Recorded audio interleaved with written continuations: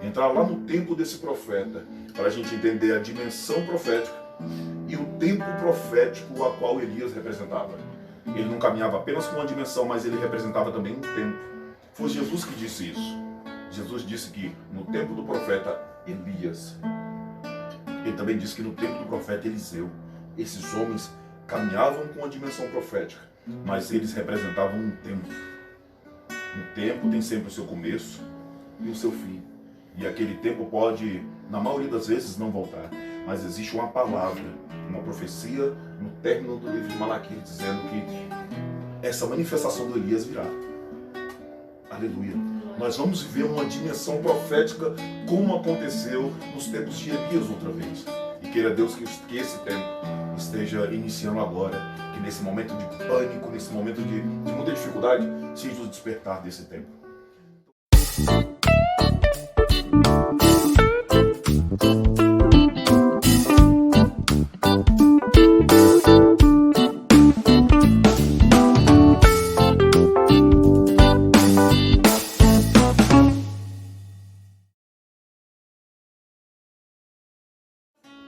Ele disse que não ia chover, e verdadeiramente não choveu.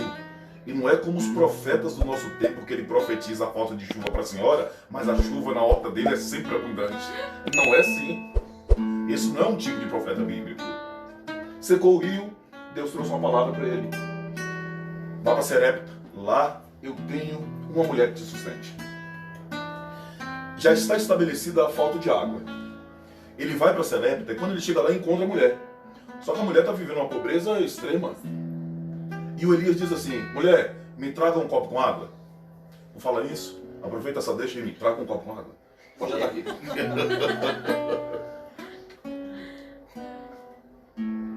A mulher não reclamou.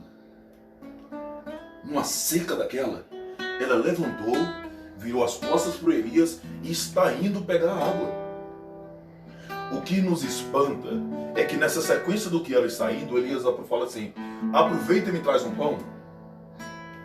A irmã rodou a baiana, ficou brava. E isso revela muito quem nós somos hoje. Numa tradução do original, segundo a minha interpretação, a mulher disse assim: farinha pouca, meu pirão primeiro. Ela disse que só tinha uma bolinha que ela ia comer, ela, o filho, cessar sua história, sua existência ali. Ela não reclamou da água. Ela só teve a reclamação do pão. E hoje nós estamos exatamente desse jeito. Fala com os irmãos que a gente precisa fazer uma pequena coleta e hoje ela é extremamente necessária. Vamos juntar uma cesta básica para poder levar para os irmãos. Quando muito vai o sal e o cuscuz da abundância que está a poucos centavos no mercado. Nós não conseguimos lidar com a necessidade da existência do outro. Como foi com essa mulher? Esse momento de caos sempre vai revelar o que está dentro dos nossos corações. E a mulher revelou isso. Ela não tem problema nenhum com a água. Mas com a comida, não. Se ela teve esse problema com o profeta, imagina com a vizinha que chegou lá momentos antes pedindo o mesmo pão. Imagina com um parente que chegou lá antes pedindo o mesmo pão. Mas ela confiou naquela palavra e ele deu. E ela deu. E a abundância entrou naquele lar. E a abundância entrou naquela casa. Isso é fantástico, porque quando Deus vai corrigir o altar, o lugar da adoração, o local da sua manifestação extraordinária de poder, ele opta em passar primeiro por uma casa. Ele não foi direto para Israel. Ele pega o profeta e manda ele direto para a casa dessa mulher primeiro, antes de ir falar com o rei Acabe. Sai dessa casa, sai dentro desse ambiente, depois daquela manifestada ressurreição, e ele então manda chamar Acabe para ter um encontro com ele. E ele vai falar com um profeta, um homem chamado Obadias. E o texto revela uma outra coisa. Que naquele momento de escassez, a mesma escassez que aquela mulher está vivendo, e que ela pegou o pão para poder reter somente para ela, Obadias está pegando o pão que ele não tem e está escondendo outros profetas e sustentando eles com pão e água. A escassez de muitos, a escassez de muita gente, ela é abundante na mão do profeta. É por isso que o texto diz: crede no Senhor teu Deus, há segurança em ti, mas a prosperidade é sempre na mão dos profetas. Está faltando profeta nos nossos tempos. Ei, você que tem ministério, você que é chamado por Deus, chegou a tua hora. Se renda logo. Não espere o Senhor te derrubar. Caia, se jogue logo no chão. Se jogue aos seus pés, que o Senhor vai te usar nesse momento. O Senhor vai te usar nesse tempo. O texto diz que os irmãos estavam padecendo muito no tempo de Gideão. Era mesmo necessário um libertador. Mas antes de Deus levantar Gideão, ele mandou primeiro um profeta. Ele pediu para que o profeta anunciasse o momento de prosperidade que estava por vir, porque através do profeta a prosperidade chega.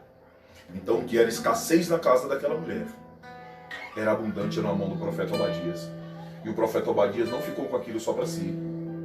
Por mais difícil que fosse, por mais pouco que fosse naquele momento, tinha para Obadias. E tinha para 50 de um canto, 50 do outro, o qual ele sustentava a pão e água. Que o Senhor nos levante nesse momento, nessa mesma dispensação de manifestação da graça, do poder de Deus, para poder abundantemente não levarmos apenas pão para as mesas, mas a manifestação da justiça de Deus para a honra e para a glória de Cristo Jesus. E o texto segue. E todo o povo se achegou a ele. Ele diminuiu a distância que o povo tinha, tanto da movimentação quanto do tempo profético a qual Elias estava representando. E o texto diz que ele restaurou o altar do Senhor que estava quebrado. Olha que tristeza. A distância do movimento e do tempo profético a qual Elias representa para com o povo é um indício do quanto o altar do Senhor está trincado. E nós alimentamos o nosso povo muito mal. O texto de Tiago diz, capítulo 3, versículo 1, que não é momento, e nunca foi momento, a gente levantar muitos mestres. Porque a medida e o juízo para esses vai ser muito maior. Então, nesse momento de dificuldade e caos, tem surgido mesmo uma tonelada de mestre. Todo mundo é entendido em vírus, todo mundo é entendido em economia, todo mundo tem uma oração para repreender o devorador que está entrando no centro. Todo mundo virou mestre. Se essas pessoas soubessem a dimensão do peso que vai vir do julgamento de Cristo para a vida destes, eles nem se meteriam nessa área.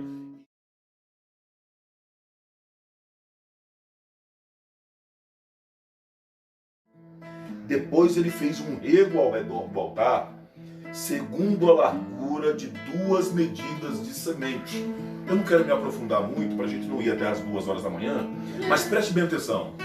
A gente já sabe que essa pequena abertura que ele fez em volta do altar vai correr água. E por mais que vá correr água, tem um padrão, tem uma medida, tem uma certa profundidade. Não é porque vai correr água, não é porque nós vamos evangelizar, não é porque nós vamos levar a palavra que isso possa ser feito de qualquer jeito, não é porque nós vamos levar alguém ao batismo ou ao matrimônio que essas coisas possam ser de qualquer jeito. Porque em Deus há um padrão. Deus não é essa bagunça teológica que muitas das vezes nós inventamos um Deus a qual não é.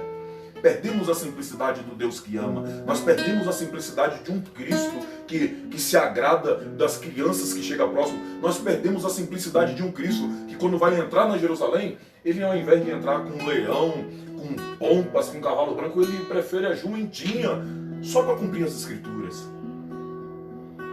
Existe uma medida. E por mais que seja a água, a palavra que limpa, mais uma medida.